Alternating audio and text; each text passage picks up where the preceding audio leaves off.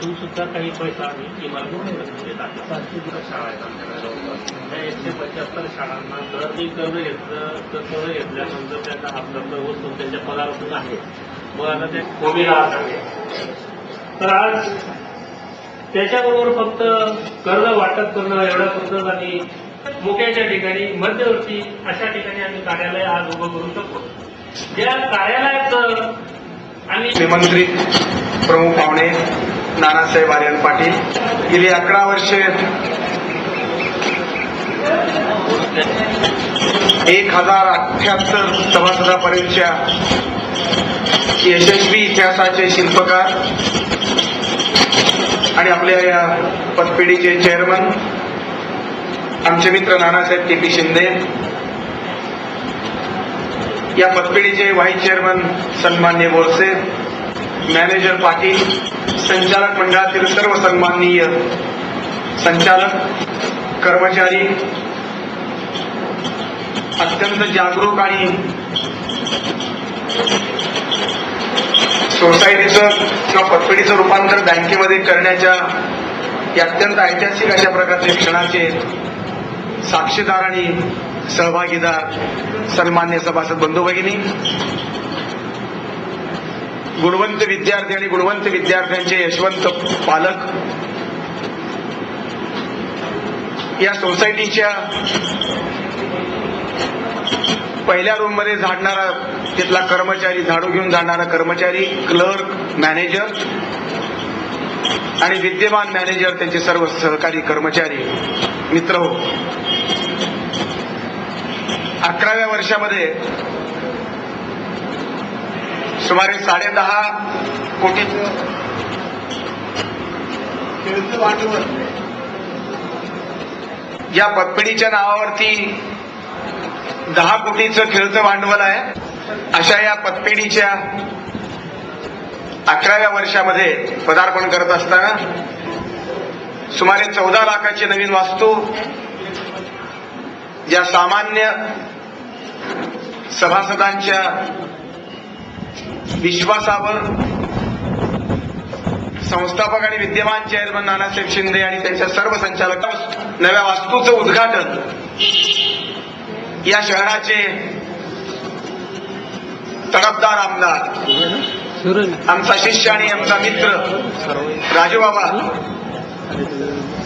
यांच्या समर्थ हस्ते आत्ता थोड्या वेळपूर्वी आपणा सर्वांच्या संचालक मंडळाच्या उपस्थितीमध्ये ज्यांचं उद्घाटन झालं ते आमचे मित्र राजू बाबा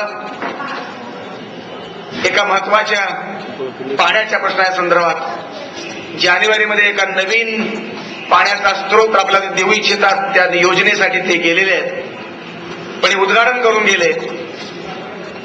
आणि हीच एक यशाची आणि संबंध विश्वासाची पावती आपल्याला मिळते. रंजन खरोटे नावाच्या आमच्या मित्रांनी एक अहवाल दिला, याच्यामध्ये एक सुंदर अशा प्रकारचं निवेदन दिलंय. या ताळेबंदामध्ये ते मी काळजीपूर्वक वाचलं. आकड्यातलं मला फारसं काही कळत नाही, परंतु 5 कोटीच्या ठेवीत ठेवून घेणारी ही पतपेढी फाटक्या मास्तरांच्यावरती समाजातल्या लोकांचा विश्वास आता कमी होत चाललेला आहे. अशा कालखंडामध्ये आपण वावरतो आहोत आणि तरीही 5 कोटीची ठेव मास्तरांच्या पुंजीतो आणि मास्तरांशिवायच्या इतरही लोकांच्या विश्वासाला पात्र ठरून ही पतपेढी या ठेवीला न्याय देते आहे. 8 कोटीचं कर्ज वाटप करण्याचं श्रेय आणि उदारमतवादी अशा प्रकारचं धोरण टी.पी. शिंदे यांच्या नेतृत्वाखाली आपण सर्व अंमलात आणत आहात. या कर्जाचा व्याजदरही बऱ्यापैकी कमी आहे, तुलनेनं कमी आहे. आणि मी आता जो अहवाल ऐकला त्यातून मला आश्चर्याचा धक्का बसतोय. मी ज्या कॉलेजचा प्राचार्य त्या कॉलेजमध्ये 25 ते 30 हजार रुपये पगार घेणारे प्राध्यापक आहेत. अशा प्राध्यापकांना आमची जी पतपेढी आहे कर्मचाऱ्यांची प्राध्यापकांची ती 75,000चं कर्ज देते आणि प्राध्यापकाच्या तुलनेनं कमी पगार असणारे आपण शिक्षक ही शिक्षकाची पतपेढी मात्र 2 लाखापर्यंत कर्ज देते. बरोबर आहे का? 2 लाख रुपयाचं कर्ज देते. हे ऐकल्यानंतर मला माझ्या कॉलेजमधल्या पतपेढीची लाज वाटलेली आहे आणि आपलं कौतुक आपला गौरव कोणत्या शब्दात करावा मला कळत नाहीये.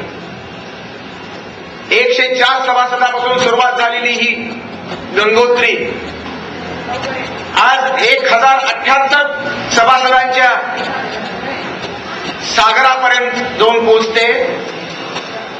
10 वर्षात 10 पटीनं वाढणारी ही संस्था हा एक आश्चर्याचा धक्का आहे. अनेक पतपेढ्यांचे दिवाळे निघाल्याचे आपण पाहतो. चेअरमन आणि व्हाईस चेअरमन आणि बाकीचे त्यांचे डायरेक्टर मंडळ संचालक मंडळ कोणकोणत्या युक्त्या करतात, किती डोकं लढवतात आणि त्यांचं डोकं किती लवाडीच्या पातळीवरती किती खोलात जातं, किती दरीमध्ये कोसळतं आणि किती प्रकारचे फ्रॉड तिथे निर्माण होत आहेत.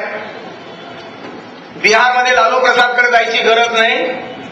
प्रत्येक पतपेढीमध्ये लालू प्रसाद यादव आहेत की काय अशी शंका बाळगावी असावी एवढा विश्वास दुरावत चाललेला आपण कालखंड पाहतो आहोत. आणि या पातळीवरती या पार्श्वभूमीवरती प्रामाणिक मास्तरांच्या सहयोगावरती लोकशाहीच्या पद्धतीनं अत्यंत पारदर्शक अशा प्रकारच्या अवस्थेमध्ये ही पतपेढी गेली 11 वर्ष बिनबोभाट अत्यंत यशस्वी वाटचाल करते. मला अत्यंत एक हलकट आणि खवचट सवय माझ्यासारख्या माणसाला आहे. करप्शनवरती टीका केल्याशिवाय कुठलंच भाषण आयुष्यात केल्याचं मला आठवत नाही. पण हा अपवाद या पतपेढीच्या या कार्यक्रमाचा मला दिसतोय. आणि अशा प्रकारच्या आर्थिक संदर्भातल्या कार्यक्रमाला मला बोलवण्याचं धाडसही कोणता माणूस करत नाही. शिंदे ज्यावेळेस मला बोलवतात आणि तो ताळेबंद माझ्याकडे देतात त्यावेळेला मला प्रामाणिकपणे जाणवलं की हा माणूस प्रामाणिक असलाच पाहिजे याबद्दल माझ्या मनात शंका नाही. कारण माझा पूर्व इतिहास या माणसाला सगळं माहीत आहे आणि तरी बोलवतात म्हणजे मला निश्चित खात्री पटते. आणि मग एक एक छोटी छोटी माहिती मी थोडक्या वेळामध्ये घेतली. MIDCतला कोणीतरी साधा गरीब कर्मचारी तिथून नोकरी गेली यांच्याकडे येतो, इथं न्याय मिळतो, तो ट्रेन होतो आणि या सोसायटीमध्ये रमून जातो. माझा परिवार माझं कुटुंब म्हणून तो जगतो. इथला मॅनेजर मला अजूनही मला माहित नाही कोण मॅनेजर आहे ते. पण हा मॅनेजर सेंट्रिंग काम करणाऱ्यावरती कर्मचारी होता, कामगार होता. कामगाराचा कर्मचारी कामगाराचा मॅनेजर होत असेल तर सामाजिक बांधिलकीची त्यांची भाषा खरी आहे. आणि त्याला साथ देणारा प्रत्येक सभासदांचं मन या माणसानं जिंकलेलं आहे. लोकशाहीमध्ये विश्वासाची गरज आहे. राजूबाबा असते तर मी त्याला सांगितलं असतं की जिंकून आलेला प्रत्येक माणूस हा सर्वांच्या विश्वासाला पात्र असतो असं नाही. कधी कधी नाईलाजाने त्याला निवडून द्यावं लागतं. राजूबाबा बऱ्यापैकी मन जिंकणारा माणूस आहे. अशा परिस्थितीमध्ये राजकारण बाजूला ठेवून सुद्धा इलेक्शनचं वातावरण सोडून सुद्धा तेच संचालक मंडळ काही बदल झाला नाही असं मला काहीतरी सांगण्यात आलं. एकही बदल पण किरकोळ नसेल तर अख्खं संचालक मंडळ एकतरी खाबू करणार असेल किंवा अत्यंत विश्वासाला पात्र असेल आणि 1000 सभासद आपण जर जागृत आहात तर हे सगळं संचालक मंडळ बिनदागेल असेल आहे असं मी शाश्वती आपल्याला देतो. या अर्थानं संचालक मंडळांची ही जी कामगिरी आहे 14 लाखाच्या नवीन वास्तूपर्यंत ही जाऊन धडकतात आणि पुढल्या काही महिन्यात कदाचित वर्षामध्ये वर्ष लागणार नाही कदाचित ज्यांच्या प्रेरणेनं ही पतपेढी उभी राहिली आहे ते आर्यन नानासाहेब इथे उपस्थित आहेत. शिंदे कृतज्ञ आहेत, चेअरमन कृतज्ञ आहेत. त्यांनी अत्यंत आवर्जून त्यांना बोलवलं, त्यांची प्रेरणा मान्य केली, त्यांचं मोठेपण मान्य केलं. बँकेमध्ये रूपांतर होताना काय आवश्यक आहे, काय करणं आवश्यक आहे याच्या प्रकारची तांत्रिक माहिती सल्ला आणि उपदेश त्यांनी दिलेलाच आहे. ही वास्तूच आता केवळ महत्वाची नाही तर या वास्तूमध्ये चालणारा कारभार, वाढणाऱ्या विश्वासाची मालिका, डिपॉझिटचं वाढणारं बळ आणि सर्वसामान्य या सभासदांच्या मनात या पतपेढीबद्दल असणारा दिलासा, श्रद्धा, किती योजना असाव्यात? अनेक पतपेढ्यामध्ये वेगवेगळे काय चांदी वाटली जाते, कुठला आणखी डिव्हिडंड 12 ते 13% वगैरे होत राहील. डिव्हिडंड वाढवण्याची सूचना त्यांनी केलेली आहे. नफा थोडा कमी मिळाला चालेल, पण सभासदांच्या त्या लाभांशामध्ये 0.5%, 1%, 2% जर वाढत जाणारी अशा प्रकारची जर गंगाजळी असेल तर तो चेअरमन पुण्याचा संचय करत राहतो आणि सभासदांचा, 1000 सभासदांचा दुवा घेत असतो, असं मीही मानणारा माणूस आहे. आणि म्हणून आर्यन नानांच्या सूचनेला माझा जाहीर पाठिंबा व्यक्त करतो. सगळ्याच गोष्टी सभासदांच्या मनासारखं करून दिवाळं काढावं असं मला वाटत नाही. सभासद वाटेल ते अट पाहून कर्ज देण्यापेक्षा कारण पाहून कर्ज द्यावं असं मी सूचित करतो. मी शिंदे साहेबांना, म्हणजे काहींच्या मुलींची लग्न ठरली, असं खोटी लग्नपत्रिका जोडून अनेक बँकांकडनं, सोसायट्यांकडनं प्राध्यापक, मास्तर, आणखी कोणी अशा प्रकारची कर्ज काढतात आणि काढलेली कर्ज कुठे कुठे उडवतात आणि काय काय करतात त्यांच्या सवयींचा जर हिशेब बघितला आपण सगळा, मास्तरांच्या सवयी सुद्धा तपासण्याची वेळ आलेली आहे. मास्तर हे पुढाऱ्यांच्या जोडीला बसून त्यांच्यामध्ये पार्टीमध्ये सामील होऊन 2 ड्राम मारणारच याची गॅरंटी आता मी तुम्हाला काही देऊ शकत नाहीये. आणि म्हणून शिक्षकांच्या पुण्याईतून उभं राहिलेल्या पतपेढीचा कर्जाचा पैसा योग्य कारणासाठी खर्च होतो की नाही, योग्य कारणासाठी स्वीकारला जातो की नाही, घेतला जातो की नाही, आणि ते घेत असताना त्यांनी दिलेली कागदपत्र ही खऱ्या अर्थानं मालमत्तेच्या त्याच्या टायटल हे क्लिअर आहे की नाही याची काळजीपूर्वक तपासणी करण्याचा हा कालखंड आहे. कारण अनेक कंपन्या बुडतायत, बँका बुडतायत, पतपेढ्या तर हवेमध्ये लगेच उडून जात आहेत. अशा या कालखंडामध्ये आपल्या पतपेढीची वाटचाल चालू आहे. गेली 11 वर्षे टी.पी. शिंदे हे चेअरमन आहेत आणि त्यांनी एखादी सोसायटी काढली असं मला खरोखर मला माहित नाही. 5-6 वर्षामध्ये मी नव्हतो, पण 94 ते 99 मी इथे होतो धुळ्यामध्ये. मला कधीही ऐकायला मिळाली नाही पेपरमध्ये चांगली किंवा वाईट अशी बातमी मला ऐकायला मिळाली नाही. इतक्या शांतपणानं पण भक्कमपणानं आर्थिक व्यवहारावर मनामध्ये विश्वास निर्माण करणारी पतपेढी जर असेल तर या पतपेढीच्या खोल्या झाडून काढणाऱ्या त्या माणसाला मी सलाम करतो आणि चेअरमन शिंदेना मी सलाम करतो. मित्र हो, याचं कारण असं की आर्थिक अगदी 5 रुपयाचा व्यवहार असेल की 5 कोटी, माणूस खलनशील आहे, अधोगतीला जातोय.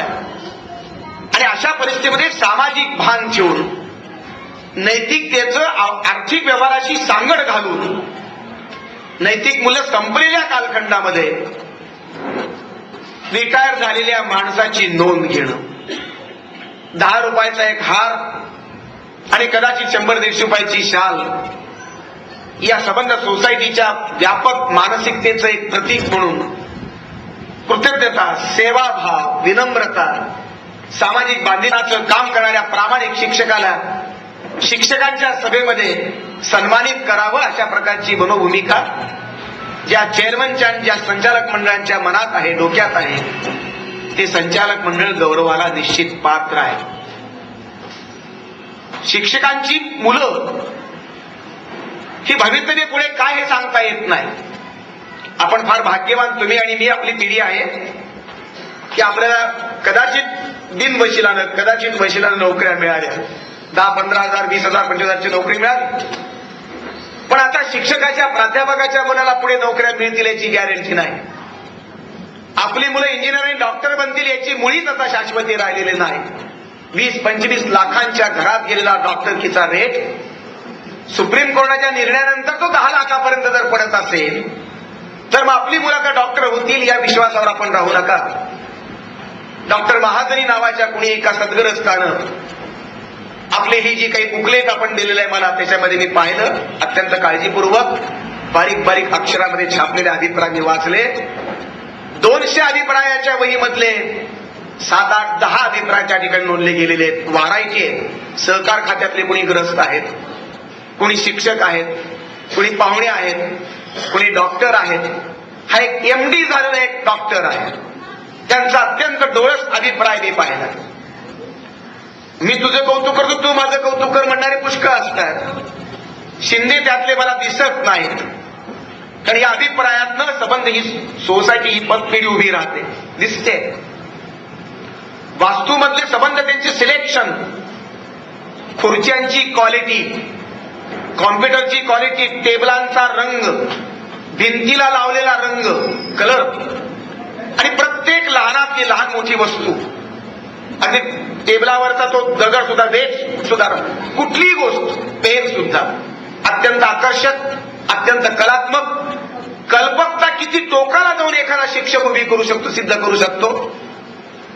कर्मचाऱ्याच्या निवडीपासून, कर्मचारी तर पतपेढीत बँका म्हणल्यानंतर लाईन लागेल, पण MIDCतल्या जर कामगाराला या पतपेढीमध्ये कर्मचारी म्हणून जर स्वीकारलं जात असेल आणि त्याला पुढे ट्रेनिंग देऊन जर आर्यन नानाच्या सल्ल्याप्रमाणे जर बँकेचा मॅनेजर किंवा त्याला क्लर्क करणार असाल तुम्ही, तर मग मी तुलना करतो शिक्षण संस्थेतल्या बदमाश चेअरमनच्या संदर्भातली जी काही मी ऐकतो.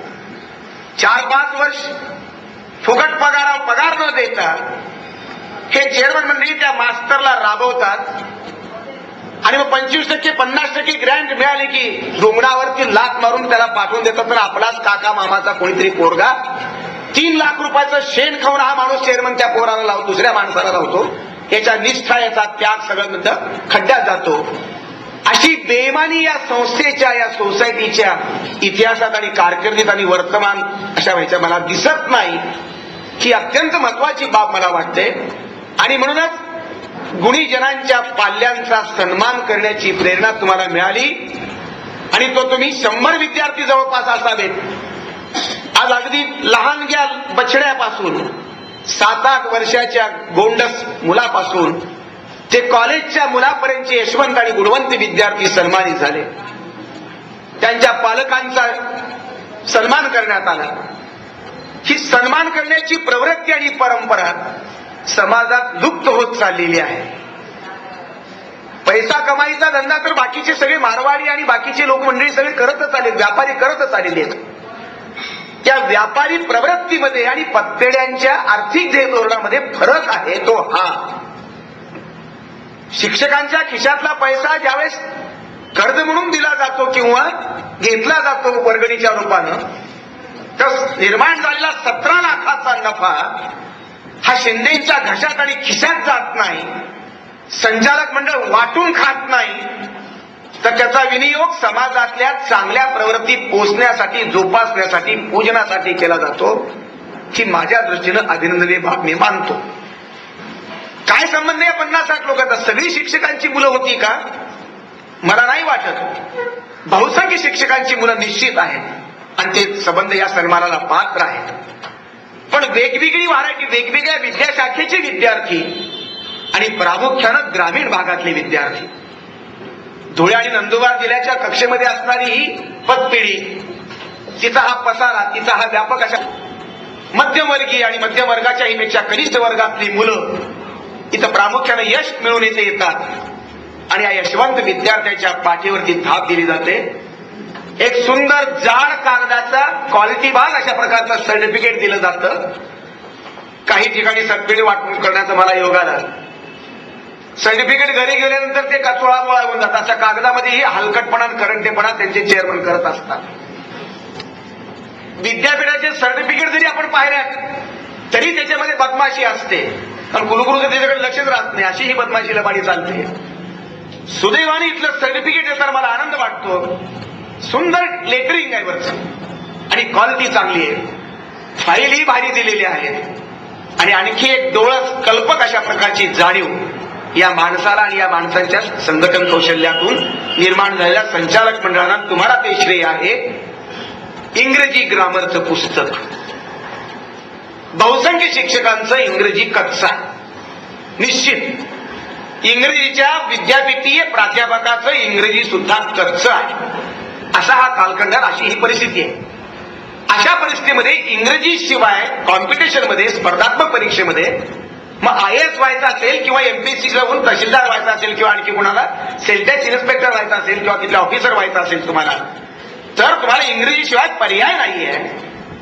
बहुसंख्य काळातली प्रत्येक पिढीतली इंग्रजीची ही जी उणीव आहे, हे जे चॅलेंज आहे, ही जी अडचण आहे, ही जर दूर करायची असेल आणि माझ्यातला विकनेस, माझ्या पिढीतला जो काही ड्रॉबॅक आहे तो नव्या पिढीत जर जाऊ द्यायचा नसेल, कदाचित शिंदेना वाईट वाटेल तुमच्या चेअरमनला, त्यांची इंग्रजी चांगलं आहे काही वाईट आहे मला माहित नाही, पण त्यांचं कच्चं असल्याशिवाय इंग्रजीचं पुस्तक त्यांना दिसलं नसावं.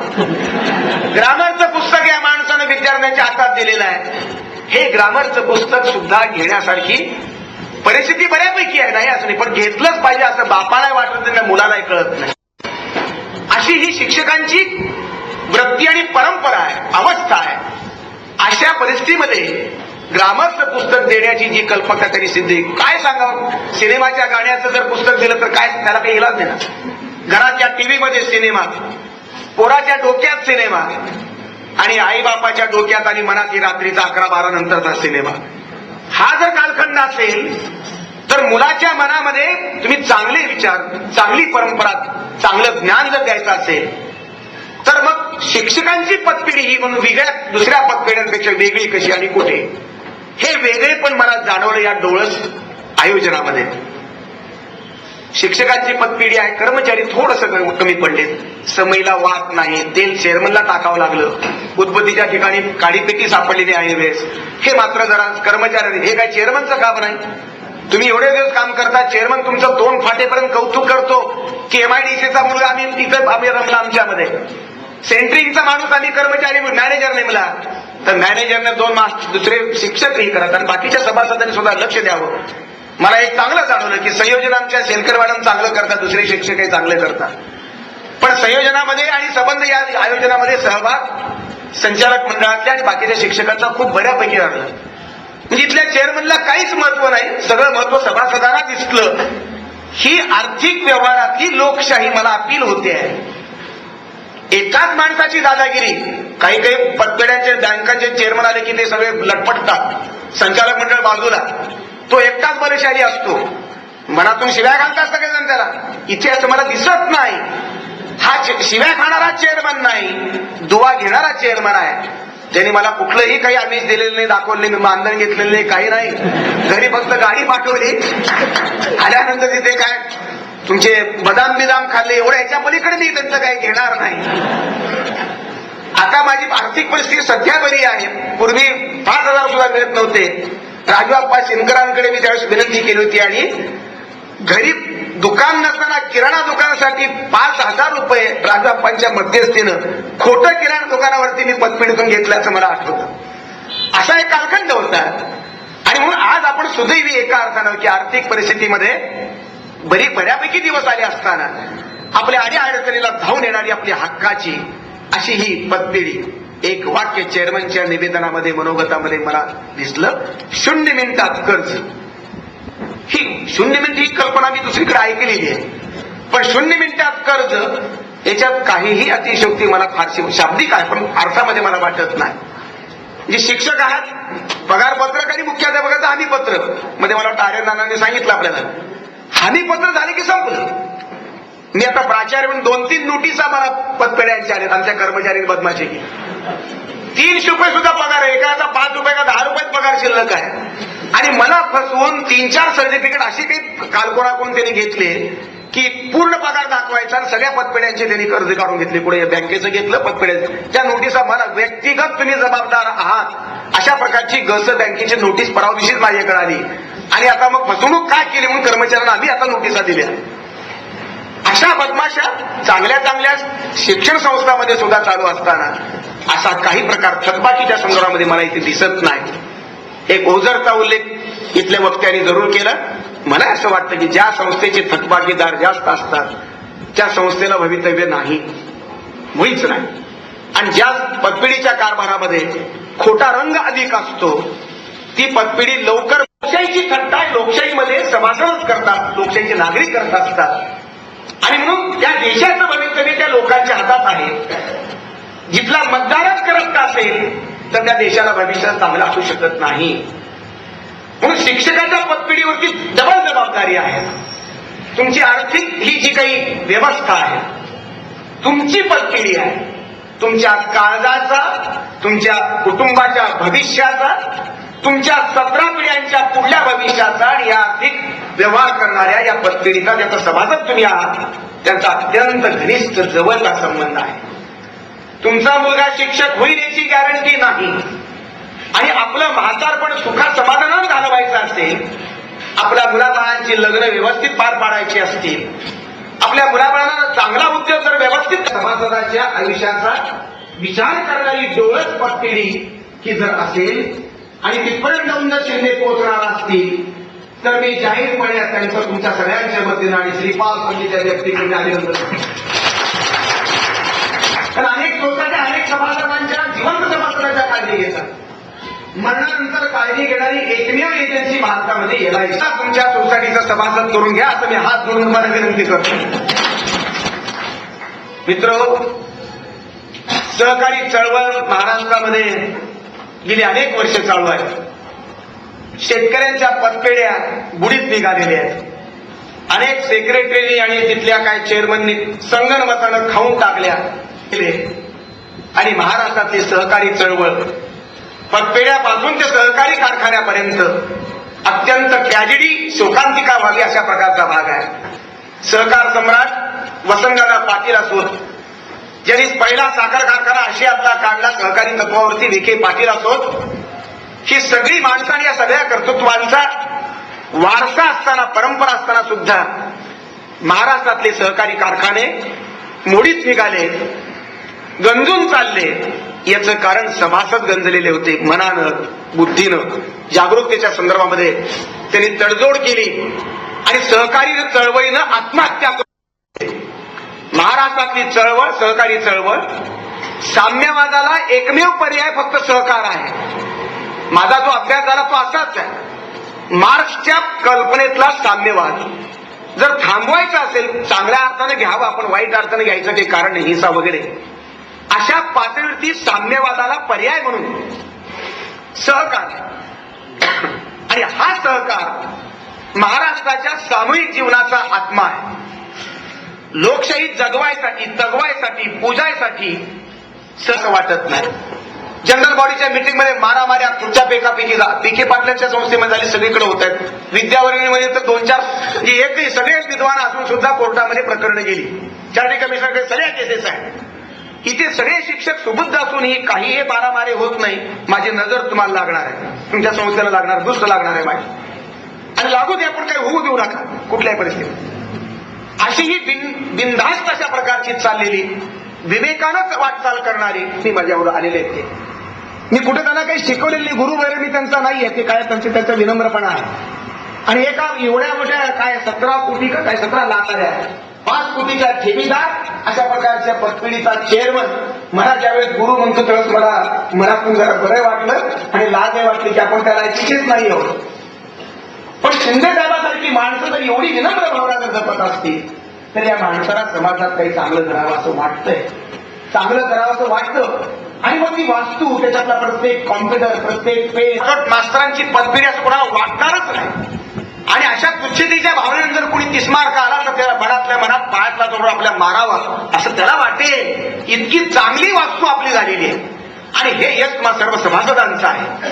शिंदेचं कौतुक करताना आपण एक लक्षात घेतलं पाहिजे की शिंदेच्या काळजामध्ये, शिंदेच्या कर्तृत्वाच्या प्रत्येक शब्दामध्ये त्याच्या शिंदेच्या आणि संबंध तुमच्या सर्वांच्या श्वासाला, तुमच्या या आर्थिक व्यवहार शुद्ध पद्धतीनं करणाऱ्या पतपिढीला, समाजामध्ये गुणवंत विद्यार्थ्यासह गुणवंत सगळ्या नागरिकांपर्यंत जाऊन भेटण्यासाठी सर्व मृत्यूपासून ते कॅन्सर, किडनी, बीपी, काय पॅरालिसिस या रोगापर्यंत नव्हे तर शेंबूड येणारा नाही, परसव होणार नाही, ताप येणार नाही, अशा रोगांच्या पासून रोगमुक्त समाज निर्माण करण्यासाठी, आनंदाने संपूर्ण समाज जगण्यासाठी, प्रत्येक माणसाला न्याय मिळावा यासाठी, सर्व सामाजिक संदर्भामध्ये पूजनीय मूल्यांची पूजा करण्यासाठी आणि या मूल्यांच्या प्रकाशामध्ये आपल्या सर्व सभासदांसह सभासद नसलेल्या संबंध नॉन अशा प्रकारच्या मेंबरच्या साठी सुद्धा ही संस्था आणि या संस्थेचं कार्य हे लांबून ठरावं, त्याला दिशानिर्देशन करावं,